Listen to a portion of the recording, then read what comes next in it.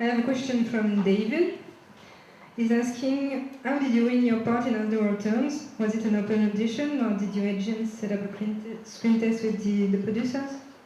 Well, the way auditions generally work is that it kind of the catch-22 about being an actor is you have to have an agent to get work generally, and you have to have work to get an agent, because an agent's not going to, or rarely, they often want to make sure that you're marketable in some sort of way. So most auditions you go through are through your agent. So I think for both of us, our agents, or my agent set up an audition with the casting director for a completely different character. And then about a month and a half later, I got a call that said I had to call back, and I was like, oh, and it's surprising.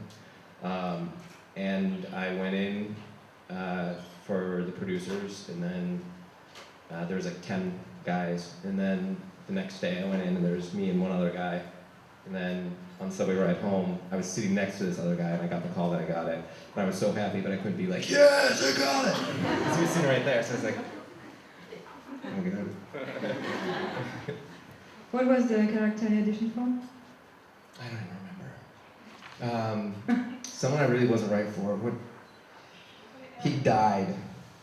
Oh, thank God. Not the actor, the character. He got shot. He was, what's his face's brother? I don't remember.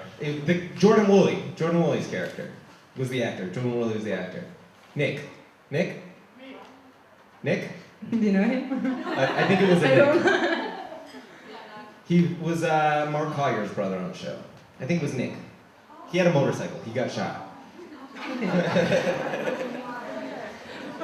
And were you involved in Jake's casting? Yeah, I was. Did you work together beforehand? Well... You were there for the third time. Yeah. My third audition. That was the final one, right? That was the final one, yeah. Yeah, because they do, if they know that they're going to pair you with somebody, they just kind of, they want to have the actor come in and read with the potential other actors, just to see what sort of chemistry there is. But they were like, they told me, I remember, they were like, because they had a camera right next to me and I was off screen and they were all, Jake was right there. And they were like, talk very quietly. Because he's right next to the camera. Yeah, so I don't think Jake could even hear me. I couldn't hear a word he said. Because literally it was like, yeah. Go. Luckily, I memorized his lines too, so I knew what to expect. But yeah, that was the third one, and somebody sent me recently those sides. Really? Yeah, it's like the audition. They were fake sides, right? Yeah, they were never actually in the show. Isn't there something about pizza in them? Yes, there is. Good memory. Good memory. Very good memory. I just saw it a month ago, and I don't remember what it was. There was something about pizza. It was like we were working on the thing with the Maggie. news thing. Yeah. Yeah. I just remember something about pizza. But I like pizza, so I'll remember it anywhere. Pizza's good. You must have become used to being Luke and Noah after playing them for so long, and playing opposite to one another for so long. How do you feel now that it's over? You're not gonna, play opposite from one to another. I mean, we worked together for a long time, and who knows? Perhaps we'll work together again, but it won't be as Luke and Noah. But I mean, I know that as an actor, like I love playing Noah, but I am excited to play new roles, and I'm sure Van feels. Yeah, I feel the same way. It's been, as I said, it's been a great part of my life, and I am kind of excited to see what else is out there. It'll,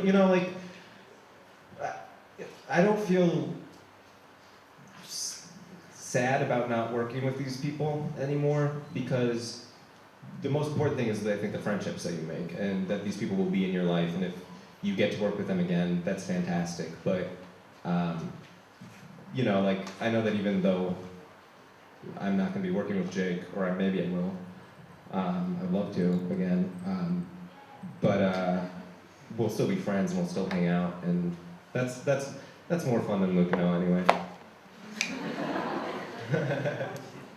And you told me something that, I mean, I think everybody's okay with me. The fact that it's like graduation.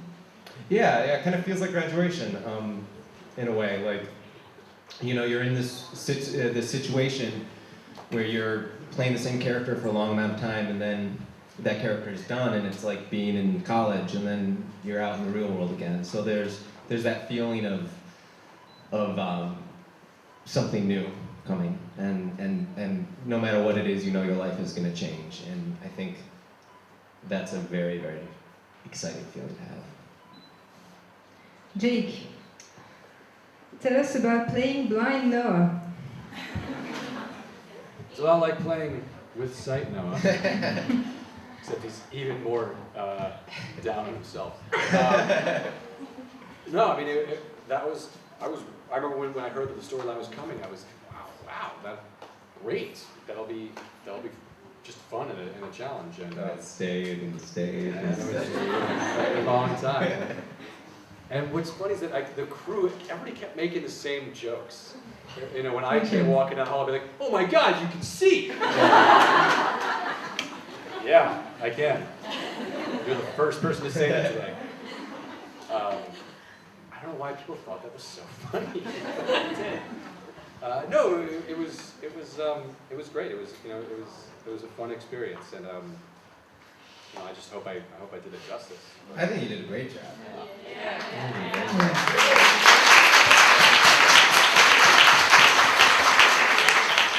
Sometimes they like, because he's blind, and I guess blind people aren't ever allowed to look in the direction of who's talking to them. So like he'd be talking like this, and he'd definitely be blind, and we'd stop, and they'd be like, "Jake, don't look at Van." And I'd be like, "I'm not." I'm not looking at him. So it'd be like you guys are all Luke, and Noah would be talking like this. And if you do talk, you know, I've met a number of people who are blind, and sometimes you don't know at first, because they're really good at knowing where the sound is coming from and doing their best. You know, they're trying to be inconspicuous with it, and so they're going to look. They're really, some of them are very good at it. So that was frustrating. You're like, I'm trying to do this real and not overdo it. Talking to somebody over here. So I try to look at them. We'd have to do a whole scene over again. Can you just look more away? It looks like you're looking at him.